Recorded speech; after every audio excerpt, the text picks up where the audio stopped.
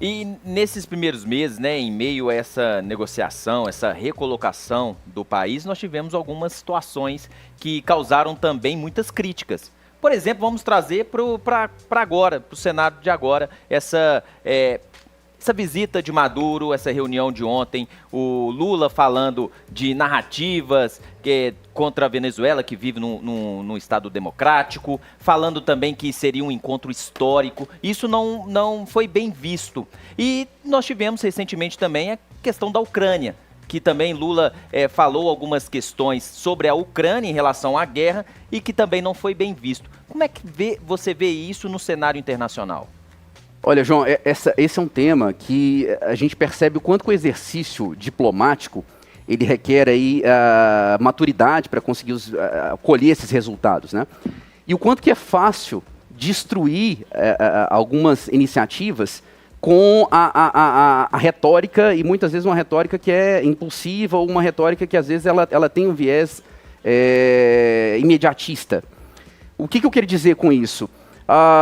Quando a gente fala sobre a separação entre política de governo e política de Estado, é muito claro que quando a gente trata da política de Estado, não mais a gente pode considerar os períodos de exercício daquele chefe de Estado num intervalo de 4, 5 anos no poder. Porque depois que ele não é reeleito, o Brasil vai continuar tendo relações com aquele outro Estado, independentemente de quem está no poder. Então não adianta a gente continuar mantendo posturas de afinidade, sendo que as indústrias, as parcerias, elas vão continuar ao longo desse processo.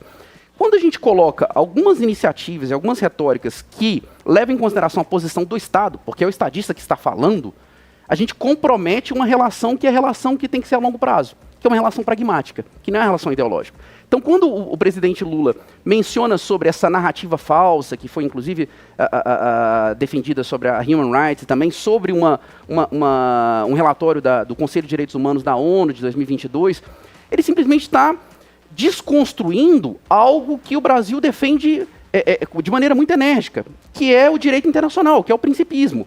Se o Brasil não concorda e não avaliza o que o Conselho de Direitos Humanos defende, que é justamente do qual o Brasil faz parte, ele está indo de encontro com um dos grandes diferenciais que ele tem, que é a validez da importância do direito, do Estado de Direito para a relação entre os Estados. Então esse exemplo é um exemplo que deslegitima a importância da retomada de relações com um país que é limítrofe, com um país que tem uma relação com o Brasil que vai perdurar como já perdura há séculos, e é importante a gente ter essa visão pragmática, um país que tem uma relação comercial com o Brasil extremamente instável, mas que é importante retomar essa relação, um país que tem nacionais brasileiros dentro do seu território, e é importante que a gente tenha um consulado que defenda esses nacionais. Enfim, isso acaba desconstruindo a importância disso. E na questão da Ucrânia, vice-versa. A gente tira a nossa legitimidade de um potencial mediador quando a gente emite um juízo de valores que vão desconstruir essa capacidade, dá a entender que a gente está mais pró um lado em detrimento do outro. Então, eu diria que são atitudes personalistas que desconstroem a legitimidade que o Estado brasileiro tem pelo seu histórico de mediação e de líder natural da região na América do Sul.